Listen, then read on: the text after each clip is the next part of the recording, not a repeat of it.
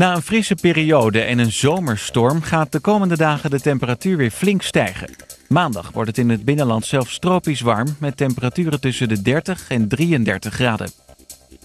Het wrakstuk dat waarschijnlijk van de vermiste vlucht MH370 is, kwam zaterdagochtend aan in Frankrijk. Het vleugelonderdeel spoelde aan op het eiland Réunion, duizenden kilometers van de vermoedelijke plek van de crash.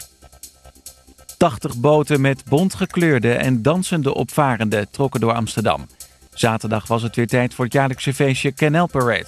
Het weer werkte mee en langs de grachten stonden veel mensen. Door Turkse aanvallen op strijders van de Koerdische arbeiderspartij PKK zijn in een week tijd 260 mensen om het leven gekomen. Honderden anderen zouden gewond zijn geraakt bij de luchtaanvallen in Noord-Irak, melden Turkse media.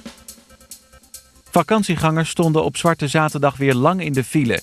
Volgens de Verkeersinformatiedienst stond in Frankrijk om 12 uur 820 kilometer file. Vorige week zaterdag was het ook al druk op de Franse wegen.